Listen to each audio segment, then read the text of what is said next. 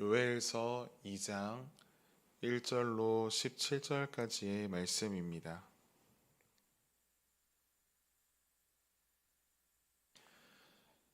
천천히 한 절씩 함께 독하시겠습니다. 시온에서 나팔을 불며 나의 거룩한 산에서 경고의 소리를 질러 이 땅 주민들로 다 떨게 할지니 이는 여호와의 날이 이르게 됨이니라. 이제 임박하였으니 곧 어둡고 캄캄한 날이요 짙은 구름이 덮인 날이라. 새벽빛이 산 꼭대기에 덮인 것과 같으니 이는 많고 강한 백성이 이르렀음이라. 이와 같은 것이 옛날에도 없었고 이후에도 대대에 없으리로다. 불이 그들의 앞을 사르며 불꽃이 그들의 뒤를 태우니 그들의 예전의 땅은 에덴 동산 같았으나 그들의 나중의 땅은 황폐한 들 같으니 그것을 피한 자가 없도다.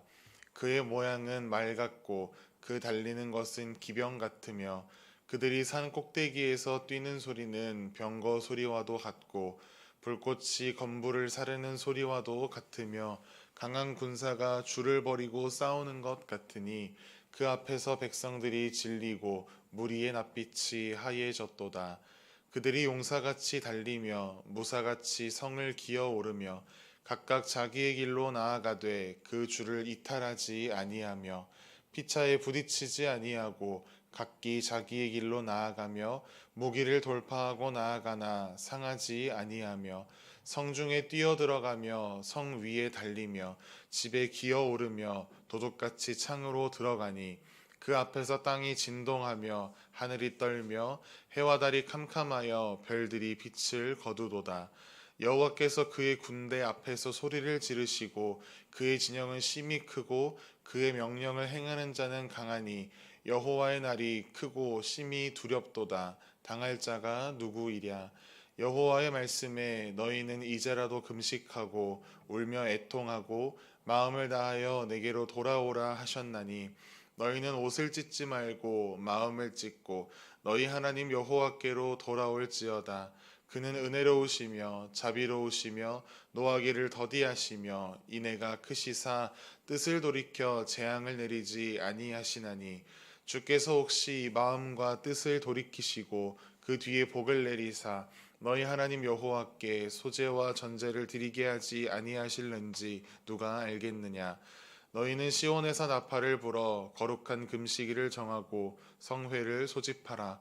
백성을 모아 그 모임을 거룩하게 하고 장로들을 모으며 어린이와 젖 먹는 자를 모으며 신랑을 그 방에서 나오게 하며 신부도 그 방에서 나오게 하고 여호와를 섬기는 제사장들은 낭실과 제단 사이에서 울며 이르기를 여호와여 주의 백성을 불쌍히 여기소서. 주의 기업을 욕되게 하여 나라들로 그들을 관할하지 못하게 하옵소서. 어찌하여 이방인으로 그들의 하나님이 어디 있느냐 말하게 하겠나이까 할지어다. 아멘.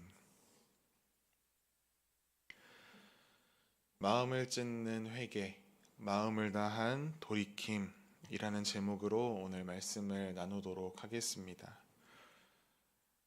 지난 토요일부터 우리는 이번 한 주간 요엘서 말씀을 묵상하게 됩니다. 세 장으로 된 짧은 책이지만 이 말씀을 묵상하며 또한 이 요엘서에 담긴 하나님의 마음, 하나님의 은혜를 풍성히 누리는 이 한 주간이 되기를 간절히 소망합니다. 먼저 시작하며 요엘서의 개관을 또한 나누고 말씀의 은혜를 나누겠습니다. 요엘 선지자가 활동했던 시대에 우리가 성경을 통해서는 정확히 알 수 없습니다. 하지만 성경학자들이 이야기할 때 그는 요아스가 남유다를 통치할 때 활동했을 것이다 라고 많이들 주장하고 있습니다. 그 시대를 보았을 때 정치적으로 뿐만 아니라 종교적으로도 매우 불안정한 시대였습니다. 우리가 보통 북이스라엘과 남유다를 비교할 때 북이스라엘의 악한 왕이 많아 더 타락했다라는 이미지로 우리 머릿속에 각인되어 있습니다. 그런데 이 시대에는 북이스라엘 뿐만 아니라 남유다의 상태도 아주 타락했습니다. 바알 숭배 풍조의 뿌리가 남유다에도 폭넓고 깊게 뻗어 있었습니다. 예루살렘 성전의 대제사장이었던 여호야다. 그가 살아있을 때에는 요아스 왕이 성전 보수도 하고 종교 개혁도 단행하였습니다. 하지만 이 여호야다가 세상을 떠나자 요아스 왕은 여호와 하나님을 향한 순수한 마음을 잃어버렸습니다. 주변에서 저항하는 세력들에 지쳐서 그의 말로에는 모든 것을 포기하고 백성들이 우상을 숭배하는 것을 그저 묵인하는 그 지경까지 이르게 되었습니다. 시대적으로는 블레셋과 에돔을 비롯한 여러 나라들이 힘겨루기를 하고 있었습니다. 팔레스타인 남쪽으로는 전통적인 강대국 애굽이 모든 작은 나라들에 대하여서 정치적으로 문화적으로 강한 힘을 보이고 있었습니다. 이러한 상황 속에 놓인 북이스라엘과 남유다. 그들은 하나님이 택하신 백성이라고 하는 정체성 잃어버리고 그저 주변 나라들처럼 여러 나라와 다름없는 세상 나라 중에 한 나라, 그것으로 변질되어 가고 있었습니다.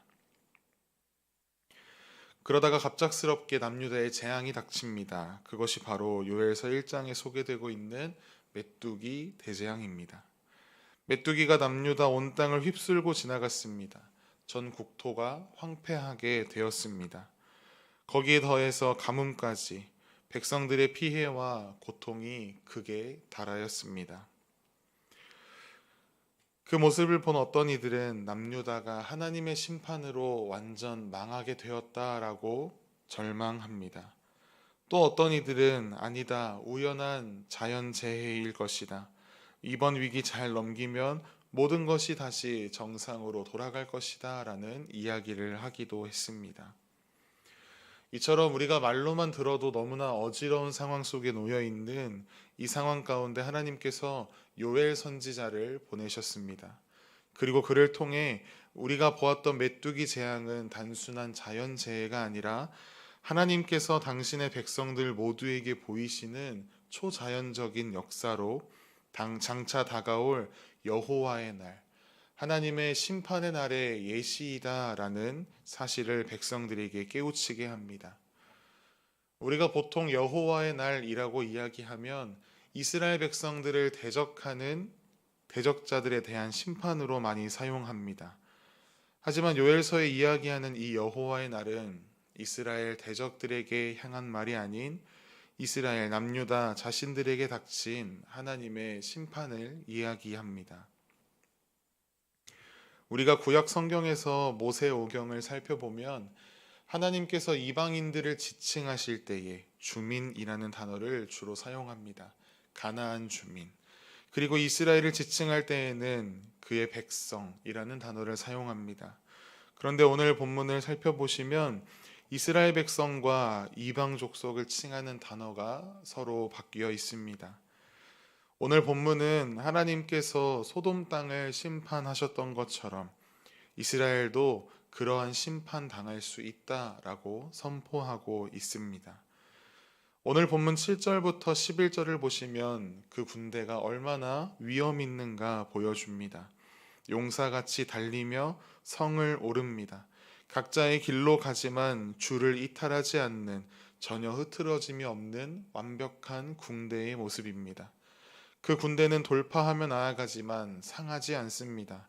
가장 충격적인 사실은 여호와 하나님께서 그 군대의 대장이 되셔서 이스라엘을 향하여 소리를 지르고 계신다라고 하는 11절 말씀의 선포입니다. 왜 하나님은 이스라엘 편에 서지 않으시고 이스라엘의 대적의 편에 서서 이스라엘을 향해 서 계신 것입니까? 그 이유는 우리가 하나님의 속성을 생각한다면 금방 찾을 수 있습니다. 바로 이스라엘의 죄악 때문입니다. 하나님은 죄가 있는 곳에 죄인의 편에 서지 않으십니다. 그런데 우리가 가지는 안일한 생각은 무엇입니까? 우리가 하나님의 백성이니 죄 가운데 머물러 있어도 하나님이 내 편 되어 주시겠지라고 하는 착각입니다.